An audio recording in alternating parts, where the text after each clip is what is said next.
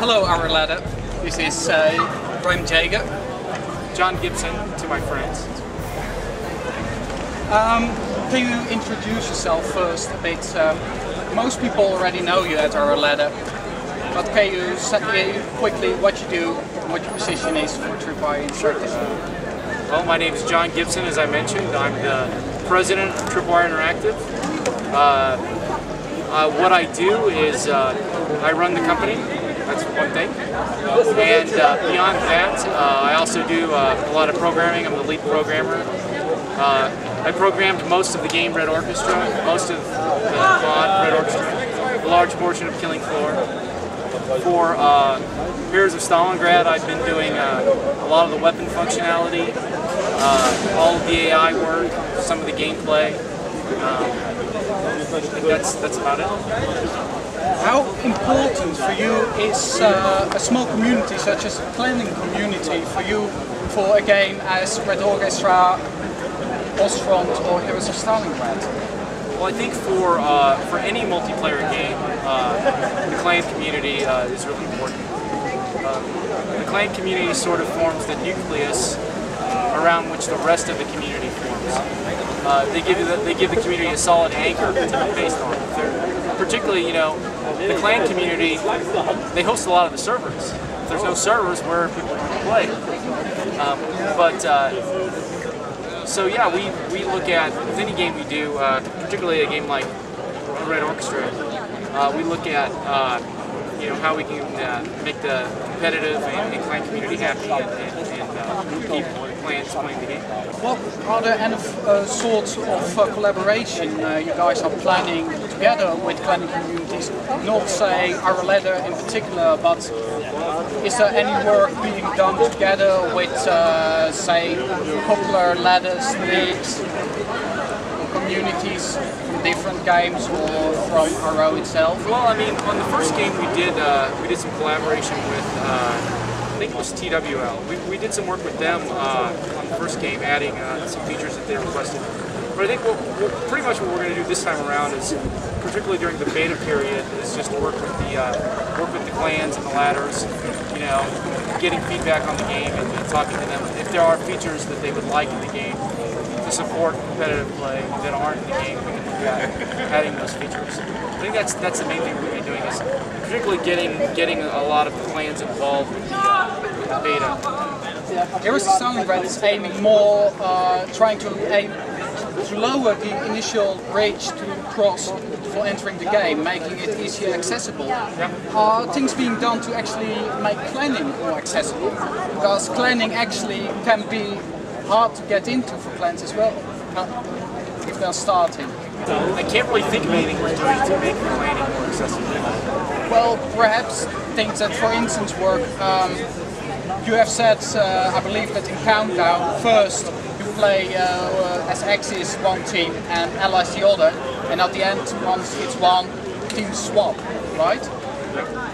That's one of the things, for instance, that can help planning, is that you don't have to restart the server, don't have to switch teams, so those kind of things. Or perhaps like in Killing Floor, when you start the game, everybody types ready.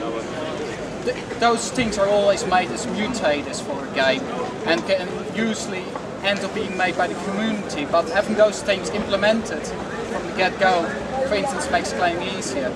So are there features, for instance, like those or others that will be seeing its way in the game that can be set now? Well, I think, like you mentioned, we actually have implemented, I don't know if you've been seeing any of the videos, but for Countdown, for instance, you have the ready system similar to like so everyone joins, readies up, and then the match starts. So I think that would be useful. I mean, a lot of the clan-related features are still to be implemented in the game. We're kind of saving that stuff for a little farther along in the development.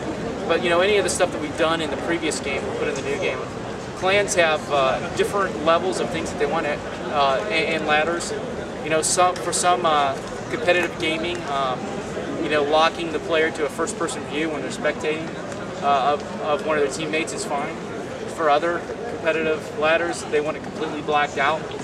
Stuff like that will be options that we'll put in the game. But I think for me, it's important that to keep in mind that it's going to be a iterative effort. You know, I mean, we'll need to, you know, we're going to have a pretty big beta for the game, so we'll need to just work with the with plans and ladders to see, you know, what is the stuff they want.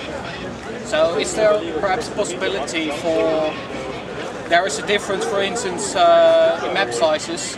Nestor has said, and you have said recently in the videos, that maps can somewhat scale down to different player sizes. Yep.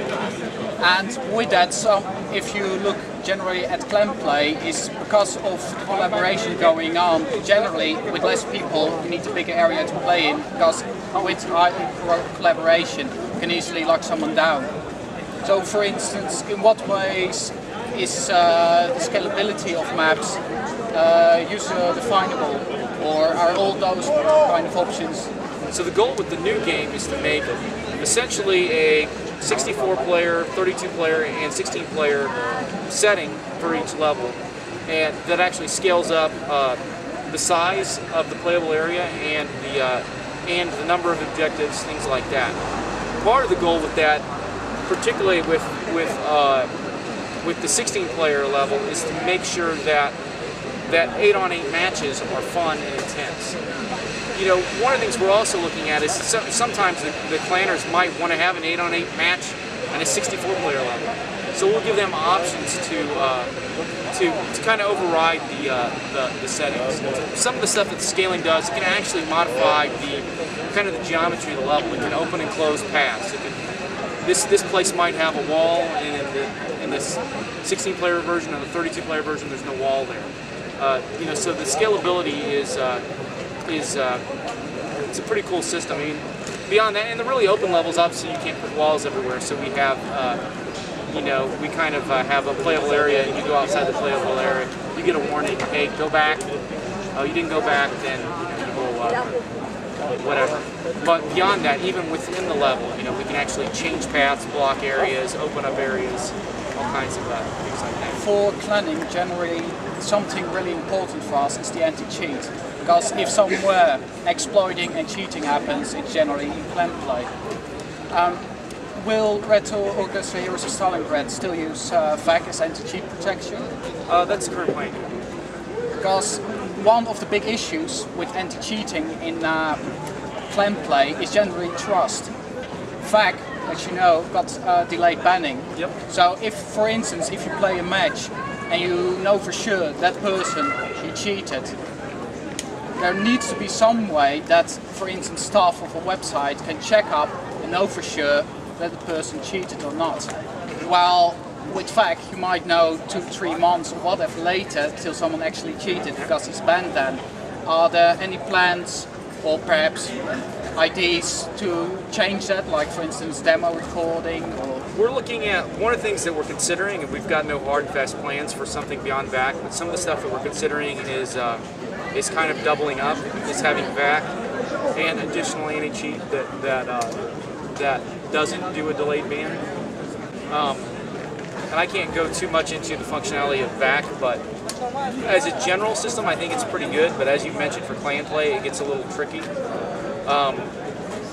Beyond that, beyond having VAC and another possible anti-cheat system on top of it, we haven't really looked much beyond that. okay. I mean, we'll be open to suggestions from the clan community on things that might help.